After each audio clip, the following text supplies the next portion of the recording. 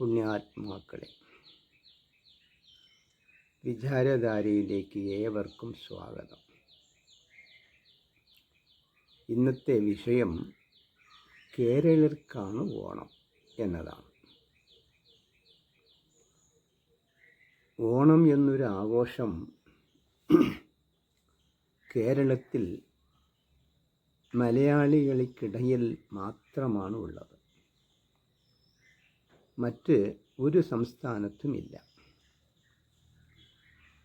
മഹാബലി രാജ്യം ഭരിച്ചിരുന്നപ്പോൾ, യാഗം നടത്തിയിരുന്നപ്പോൾ കേരളം എന്നൊരു ദേശം ഉണ്ടായിരുന്നില്ല. വാമന അവതാരത്തിന് ശേഷമാണ് പരശുരാമ അവതാരം. പരശുരാമൻ മഴയെറിഞ്ഞാണ് കേരളക്കര ഉണ്ടാക്കിയതെന്ന് അറിവ്. പിന്നെ എങ്ങനെ കേരളീയർക്ക് മാത്രമായി ഓണം ഉണ്ടായതെന്ന് ചിന്തിക്കേണ്ടതാണ്. കേരളം ദരിദ്ര രാജ്യമായിരുന്നു. ഭൂരിപക്ഷ കുടുംബങ്ങളിലും വിശപ്പടക്കാൻ ഭക്ഷണം കിട്ടാറില്ല. ഒരു ദിവസമെങ്കിലും ഈ പാവങ്ങളുടെ വിശപ്പടക്കണമെന്ന് ഒരു മഹാൻ തീരുമാനിച്ചു. അതിന് ഓണം എന്നൊരു സങ്കല്പം ചെയ്തു. മതം, ജാതി, സംഘടന എല്ലാറ്റിനും ഒരു സ്ഥാപകനുണ്ടാകും. വ്യക്തിയാൽ ഉണ്ടാക്കപ്പെടുന്നതിനാൽ വളരുമ്പോൾ പിളരുകയും ചെയ്യും. ഉദാഹരണത്തിന്, കേരള കോൺഗ്രസ് എന്നൊരു പാർട്ടി എത്ര പിളർന്നു. സ്ഥാനമോഹികളാണ് പിളർപ്പിൻ്റെ പിന്നിൽ. നമ്മുടെ മഹാൻ അത് മുന്നിൽ കണ്ട് വ്യക്തിയെ അവരോധിക്കാതെ അറിയപ്പെടാത്ത ഒന്നിൽ സ്ഥാപിച്ചു. അതാണ് മഹാബലി. മഹാൻ എന്നാൽ ശ്രേഷ്ഠൻ എന്നും, ബലി എന്നാൽ ത്യാഗം, സമർപ്പണം എന്നൊക്കെയാണ്. മഹാബലി നാടുവാണിയിടും കാലം മാനവർ എല്ലാവരും ഒന്നുപോലെ എന്നാണല്ലോ മാനവർ പാടുന്നത്. ഒരു കാര്യത്തിൽ മാത്രം നാം മുന്നിലാണ്.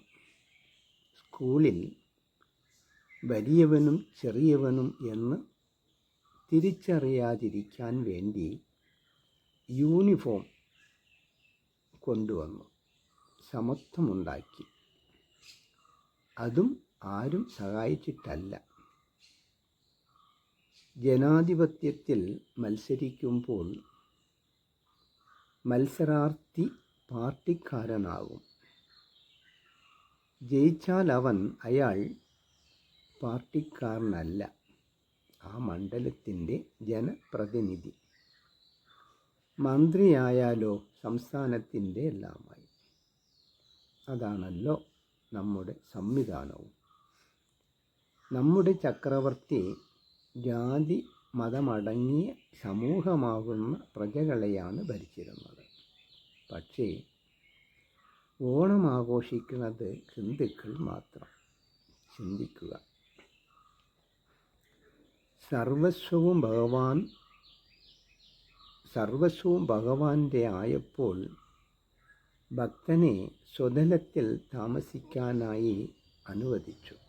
അപ്പോൾ ബലി ഭഗവാനോട്, എൻ്റെ ഭരണകാലത്ത് പ്രജകളും ചക്രവർത്തിയെ പോലെയാണ് ജീവിച്ചിരുന്നത്.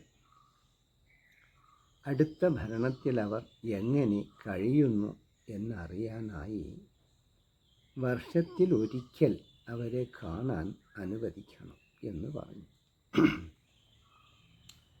ചിങ്ങമാസത്തിൽ പുഞ്ചപാടങ്ങൾ വിളവെടുക്കുന്ന മാസമാകയാൽ സമ്പൽ സമൃദ്ധമായിരിക്കും. അതിനാൽ ചിങ്ങത്തിൽ തിരുവോണനാൾ അനുവദിച്ചു. നമ്മുടെ മഹാൻ ഈ ബലി കേരളത്തിൽ വരുമെന്നും പ്രജകളുടെ ക്ഷേമം അന്വേഷിക്കുമെന്നും മുൻവിധി എഴുതി. അതിനാൽ നമ്മുടെ ദേശവാസികൾ ചെറു സമ്പാദ്യമെല്ലാം സ്വരൂപിച്ച് എല്ലാവർക്കും കോടി വസ്ത്രങ്ങൾ എടുത്തും ഓണത്തിന് പലതരം വിഭവങ്ങൾ ഉണ്ടാക്കിയും പായസം, പപ്പടം, പഴം കൂട്ടി നല്ല സദ്യ ഉണ്ണും. ബലി അന്ന് പ്രജകളുടെ ക്ഷേമം നോക്കി പോകും എന്നാണ് വിശ്വാസം. അതിനാൽ ഈ ഓണം മഹാബലിക്കുള്ളതാകുന്നു. മാനവൻ്റെ ഓണമെന്നാൽ സാധാരണ കഴിക്കുന്ന മദ്യത്തിൻ്റെ അളവ് കൂട്ടും. വസ്ത്രത്തിനും ഭക്ഷണത്തിനും ഒരു നാളും ഒരു കുറവുമില്ല.